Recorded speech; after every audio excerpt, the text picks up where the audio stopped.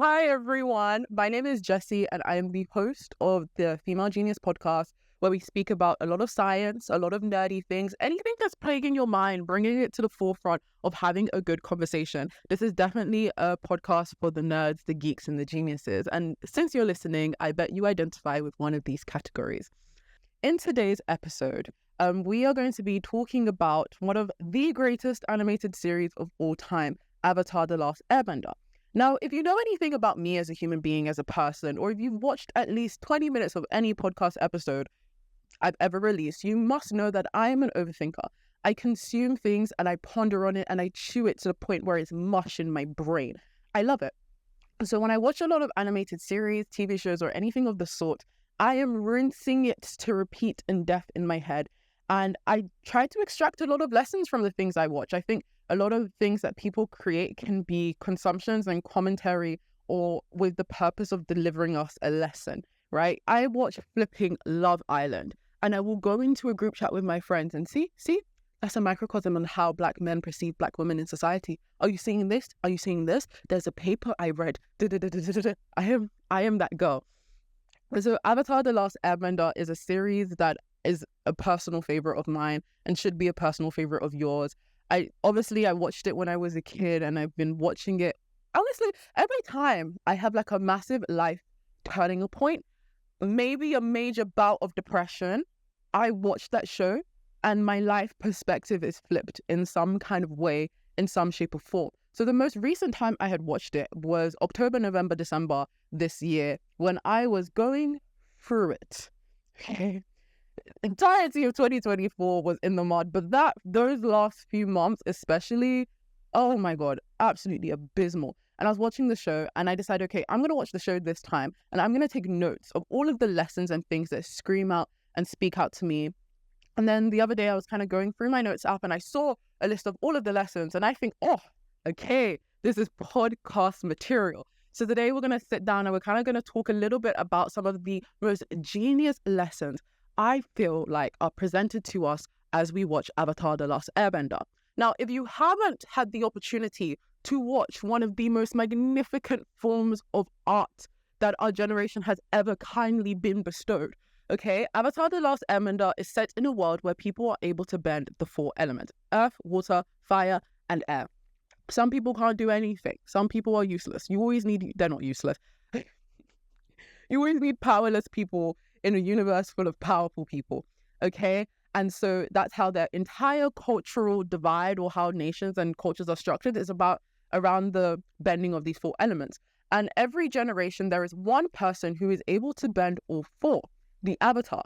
And the purpose of the Avatar is to bring peace and balance across the four nations, the four elements, and to maintain that peace for the rest of this generation until they die and they are reborn into another person, into another nation, blah, blah, blah, blah. So we start off this Avatar: The Last Airbender series in a world where there is no Avatar. The Avatar has disappeared for 100 of years. And the Fire Nation, a group or a country, I don't really know, a nation. The Fire Nation has basically colonized and is attempting to take over pretty much all of the world. And there's been like 100-long-year war in trying to conquer the world and make every single nation the Fire Nation, basically. And so two characters, Katara and Sokka, discover the Avatar who had been missing for 100 years as a 12-year-old boy encased and been trapped in this ball of ice, and they free him. And then he realizes like, oh shit, I have been gone from 100 years. Oh shit, the Fire Nation's about to take over everyone. And oh shit, it's my job as the Avatar to do so.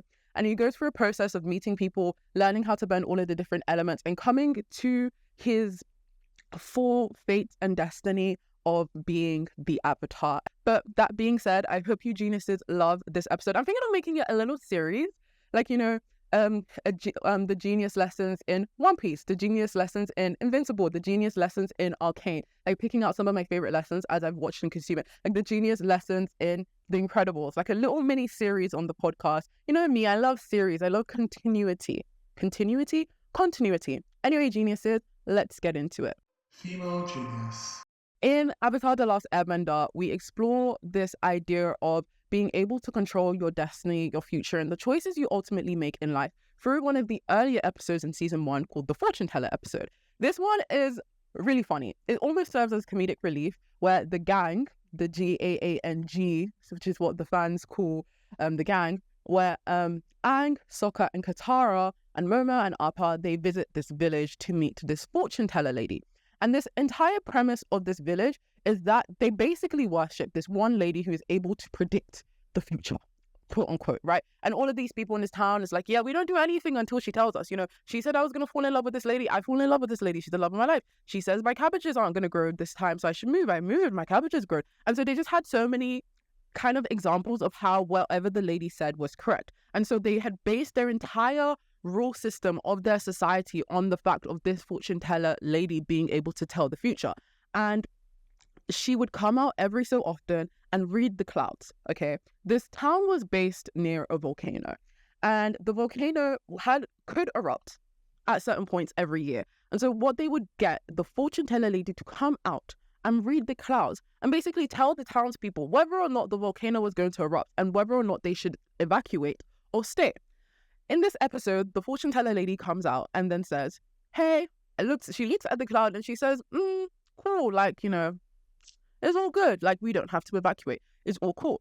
And it's very, very funny because Sokka, who is almost a comedic relief, but also kind of the brains of the group to some capacity, is like, this is absolute bullshit, okay? Sokka is a man of science. He's a man of knowledge and, he's that character. And he was like, this is bullshit. This is all a series and a bunch of coincidences. And Katara and Aang got enthralled. They're like, yeah, no, this makes sense. We don't understand the spirit world. We don't understand how the spirit world works. Fast forward a little bit. The gang, Aang and Sokka, basically discover that actually the volcano is about to erupt, right? The fortune teller lady got it wrong. However, the townspeople aren't willing to evacuate. Even when Sokka comes back and he tells all of the people hey, your village, you guys are all about to die. We've seen the volcano erupting. We're all about to die. And all of the village people say, well, the fortune teller lady hasn't said that to us, so we are not going to go. We're not going to leave. There's no point. You guys are rushing. We're not everything. And these people were so willing to put their lives at risk because they had so much faith in the fact that this lady was able to tell the future, and they left their future in the hands of this other lady that they were willing to risk their lives and potentially die. Anyway, I won't spoil the conclusion of the episode, but this whole concept of this episode follows this idea of not being able to predict the future. They basically solve the people's problems by basically convincing them that the fortune teller lady, misread the clouds. They basically get the fortune teller lady to tell the people that this is this and this is that. Anyway, so I won't spoil how they come to a conclusion of how to deal with this problem and evacuate the townspeople.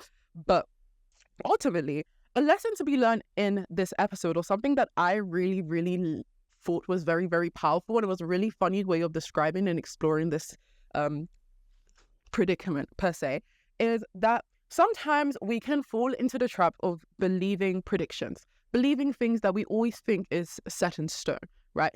Or believing self-limiting beliefs to the point where we don't even allow ourselves to imagine an alternate future. We can sometimes fall into the position where we are those townspeople and we are like, well, just because, I'm really, really bad at maths, I know I'm going to fail the exam. In very plain and simple terms, we have that belief. Or, I come from a very poor background, I will always be poor, blah, blah, blah, blah.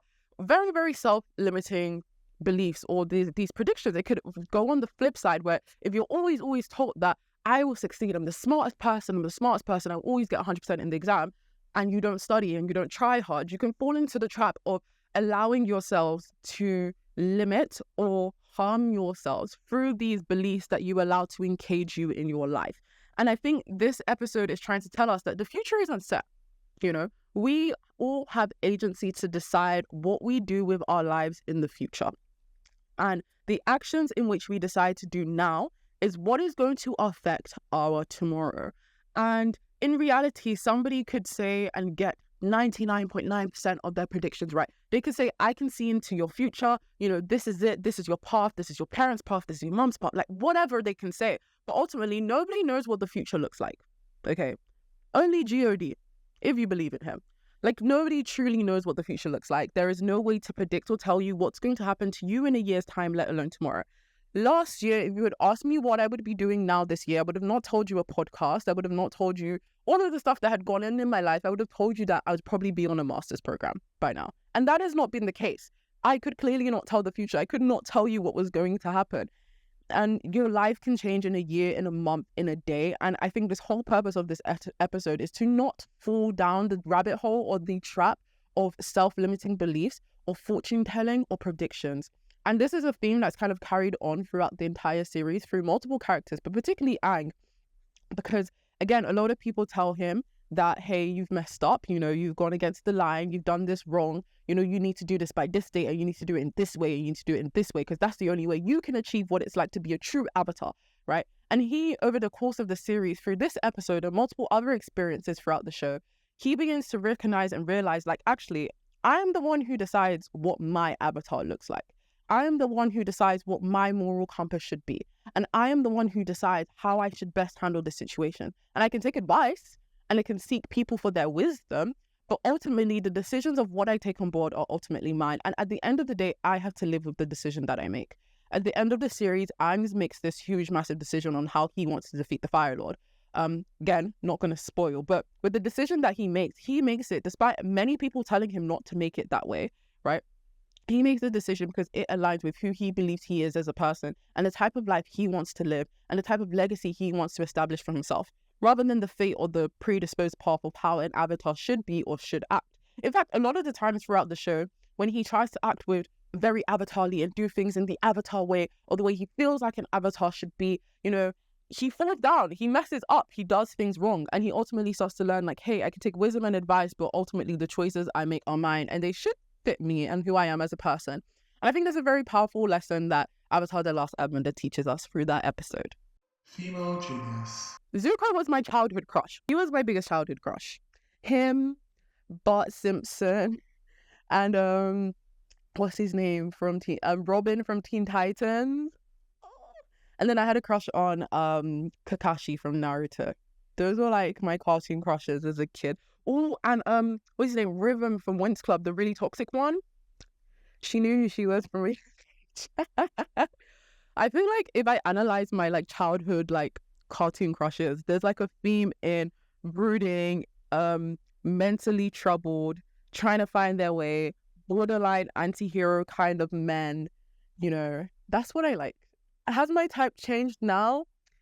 No, and it's not even an effort of I can save you type vibe. It's just that, wow, you're really hot when you hate the world. Wow, like, when you storm off in a flurry saying that nobody can help you and nobody can save you, I'm like, damn, you're so mentally, this is so toxic. I'm working on it. I can't, whatever. Anyway, so Zuko is one of the greatest character redemption arcs of all time. And I think a lot of the most powerful lessons are learnt through Zuko or through comparing Zuko's journey with another character. And I think that's another thing the show does really well, is that when one character is trying to learn a lesson, there is a character on the flip side that maybe they don't even really interact with that exemplifies that lesson learned very, very well. And this is such a subtle way of doing it, but one of the biggest lessons in Avatar: The Last Airbender, or one of the biggest conversation points, is this idea of humility. So in season 2, Zuko and Uncle Iroh, our wise sage of the show, and basically are fugitives of the Fire Nation, and they kind of have to hide in plain sight in the Earth Kingdom, and they don't have any money, they don't have all of the soldiers and everything they used to have before, and so they kind of have to do odd jobs. Uncle Iroh is completely happy singing on the street, asking for pennies, begging for money, doing odd jobs just to, get by and survive and get food on their table. And Zuko this entire time is basically complaining. He's like, bro, I used to be a prince, okay? I used to have people wait and beg on my every single clue. And now I'm out on the street begging. And basically Zuko's like, I'm above this. Like, if I had only captured the Avatar, which is his whole thing, right? My honor would have been restored. Like, I deserve better than this. I can't live like this. And then Uncle Iroh says this to Zuko. And I can't lie, this, when I was rewatching it last time, I was like, oh my God. Write that down. He says this: pride is not the opposite of shame, it is its source. True humility is the antidote of shame. I think we kind of need to sit down and break it down, because it was such a realization to me. But then when I told my friends about it, they were like, I don't know what you're talking about, Jesi, which is kind of a common trick. So I think ultimately there is a flaw in the English language because pride could either be virtuous or it could be a vice. We could see pride as something very positive, taking pride in the work you do, having a good amount of self-love, self-acceptance, recognizing and acknowledging and celebrating your achievements. That is pride, right? Having pride in where you come from, having pride in who you are and who you want to become and your hard work ethic, all of that. But we also can see pride as a very negative, almost hubristic or vain. And in this context, Uncle Iroh is talking about pride in a very hubristic way, in a vain way, right? And he's basically saying that if you feel shame, because right now, ultimately what Zuko is feeling, he feels shame. He feels shame in the fact that he has to go and do these things and beg for money and do these odd jobs. And he feels so shameful that there's a sense of anger brewing in him. And Uncle Iroh points out like, hey, you being prideful or you feeling like, you're above this station, right? Because of who you were born and where you were born, you feel like, or what you were born as, you feel like you are above the people that have to do it every single day. And that will not help you heal, and that will not help you move on, and that will not help you make your situation better, right? Because your pride, right, your hubris, your vanity is the source of the shame that you're feeling. And the only way to get over this, to improve and to allow ourselves to move on to bigger and better things is if you embrace this idea of true humility. Now, this whole idea of pride and this whole sense of ego is something that's explored a lot in Carl Jung's, explorations of this idea of the psyche. And in very simple terms, Carl Jung divides the psyche into the ego, the self, and the shadow. And if you've ever heard anybody talk about shadow work and blah, blah, blah, blah, and, dig it into their subconscious, this all comes from, Carl Jung's philosophy and his exploration of the psyche. And it's something very important. And I speak about this as somebody who's in love with neuroscience and speaks about neuroscience a lot in this podcast. Your brain perceives your own reality in the sense that what you are seeing and perceiving isn't necessarily the absolute truth, but it's your brain's version of the truth, That's something very hard to get your brain around. And that's like some people who do like, the manifestations, all of that. This is basically kind of where they're coming from in the fact that your brain biases you to keep you safe, right? And it only takes in certain filters of information that it deems important to your construction of your reality. And in Carl Jung's exploration of this idea of ego, which isn't necessarily a negative thing, but your ego is the way in which you perceive or filter the world, right? And it's often thought to be mediated by a brain pathway or a brain system called our default mode network, ultimately controlled and governed by our subconscious. It's a part of our brains that tells us this information is important for you to take note of, and all of the other things stream past in the back. And so when you think about your ego as almost your filter of how you see the world, if you have this inherent subconscious belief, right, that purple is the ugliest color in the world, every time you see the color purple, you will cringe.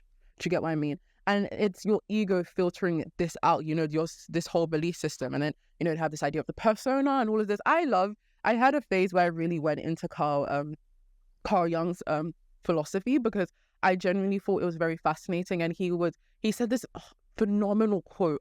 If I could only directly quote it, my brain. But he basically was saying something along the own lines that if we do not, the most dangerous thing on this planet is human beings, yet we understand so little about how they work in their psyche and why human beings make the decisions that we do.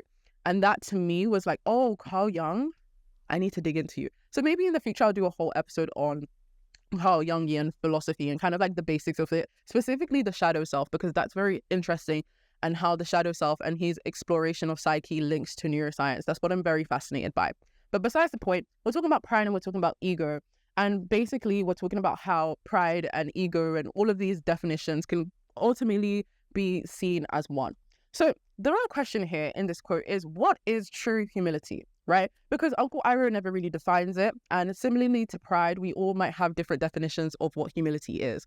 I think as a girl who has grown up in an African household, I always used to think this idea of being humble was never acknowledging your achievements.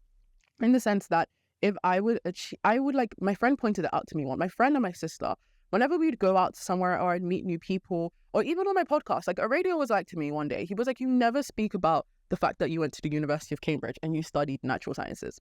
Like I don't think you've ever brought it up in the podcast. Like maybe you'll mention it here and there, but you've never sat down and acknowledged that you went to one of the best universities in the world, one of the universities in the world that is hardest to get into, And I was like, oh, I don't like bragging. Or like, I remember the other day, I've been getting some career help to, try and help me, get a full-time job in this job market and like trying to help me shape my career journey. And the lady was like, I spoke to Soraya, who was my old boss, and I love Soraya to bits, and it's about you. And Soraya says all of these amazing things you've achieved and all of these amazing things that you've done and how amazing you are as a person. Yet your CV doesn't contain does not contain it. Like, it does not contain the multitudes of what you do and how many things you've accomplished. And I was like, yeah, but, I don't want to seem overqualified and I don't want to be too braggy. I want to be humble. Like, humility is an important trait. And she was like, no, this is not being humble. You're selling yourself short. And I think, again, like, I always had this perception of humbleness or being, having humility as, just not talking about my achievements, just like dampening it down. If it comes up, it comes up. Like, I would never lie and say I didn't do these things, but I would never like fully acknowledge or talk about the fact that I do so many things. I do so many incredible things in the names of I thought it was me being humble, but that's just me hiding, right? I'm not celebrating my achievements. I'm not acknowledging my achievements. I'm trying to pretend my achievements is not there, and that's not true humility. And like I said before, what the show does amazingly well is it uses another character who does this job really, really well to illustrate to you the power of humility and what true humility looks like. And they do so within the character of Sokka. Now, Sokka is often positioned as the comedic relief character. He's kind of funny. He's the one character in the main host of people who isn't able to bend any elements. And so therefore, there is this subconscious bias where we see him as slightly weaker because he's not able to, create a tsunami or, create a rock slide or, spin around in the air, like crazy shit like that.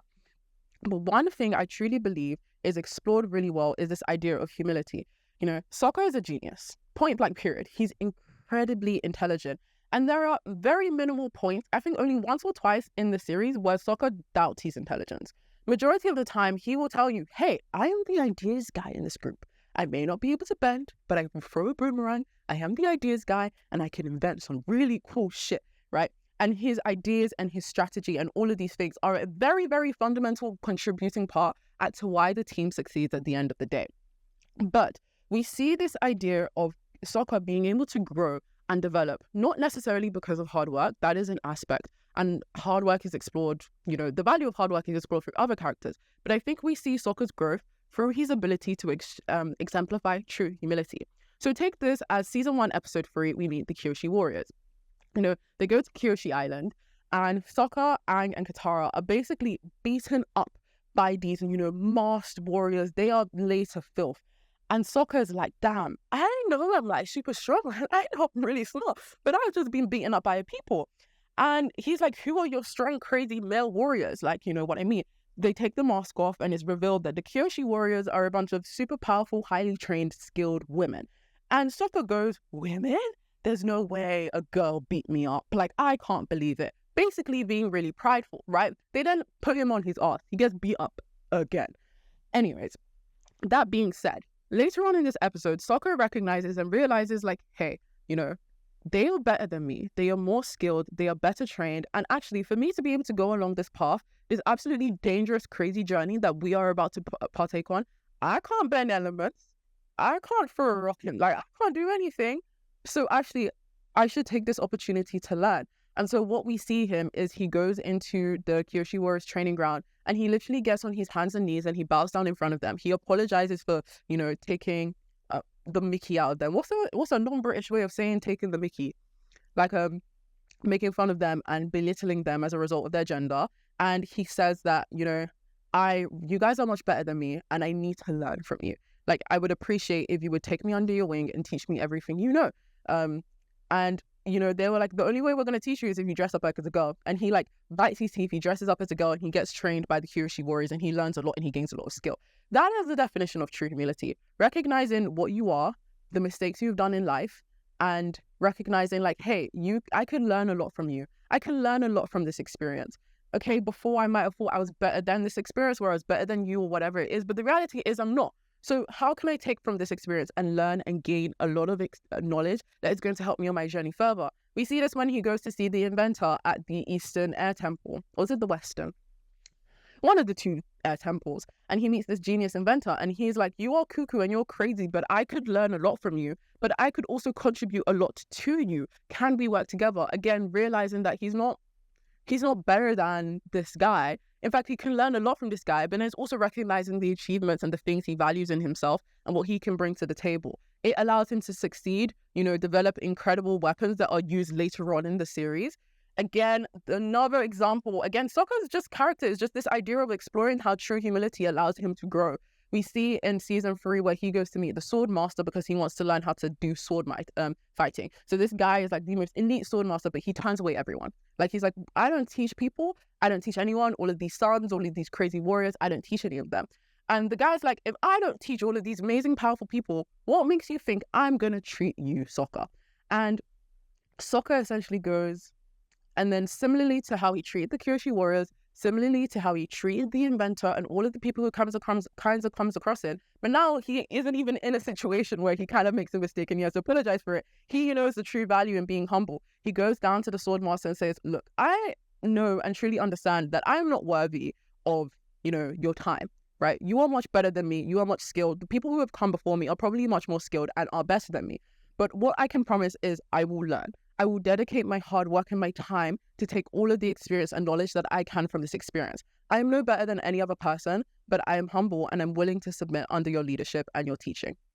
And that is what gets him the sword master, okay? And so Sokka, in comparison, truly proves that actually, there's no shame in recognizing that this experience that you might be going through in life, or whoever you might need to do, whatever you might need to meet, there is no shame in recognizing, hey, this person, I could learn a lot from you. Or, hey, this experience of me working in this bar, what can I learn from it? And that is the antidote for feeling that niggling feeling of shame. Because shame is evil. Shame and fear and embarrassment, they wrap into one and they avoid you and they rob you of important opportunities, And so you need to truly humble yourself and be like, I am human and I'm not above making mistakes, right? And I'm not above this experience and I'm not above this person. How can I draw wisdom from you and from this experience that can help me in my ultimate end goal? And Sokka truly exemplifies that. Zuko ends up learning that throughout the series, and I think it's genuinely one of the best written, beautiful lessons, but it's a very subtle lesson in the series. It's not something I realized in my first few times watching it, but then this time, I was like, oh, wow. Female genius. Okay, let's talk about the final lesson that really spoke to me in my last rewatch of Avatar: The Last Airbender, the last genius lesson. And this is the art of moving forward. And I think it aligns very closely with this idea of pride and humility and what true humility looks like and what we're talking about. But in particularly, a lot of Aang's journey, right, is learning to accept that due to a mistake that he made, he missed the last 100 years of his life. He wasn't present and he wasn't there when people needed him in the past 100 years. And this is a failure, or this mistake per se, is something that haunts Aang a lot through the series. He feels an extreme amount of guilt, an extreme amount of shame, right, in the decision that he made. And a lot of the time we hear of a character's refer, even us as people consuming and watching the show, we're like, yeah, but this is a 12-year-old boy. And we empathize with Aang, but Aang doesn't really see it from the empathetic point of view because he is the one experiencing it. And we see multiple times again and again, he's like, I should have been there. He meets people whose lives have been destroyed because of the war, and he feels so guilty, and he apologizes and he says, I'm sorry, I should have been there. I should have been there. I should have been there.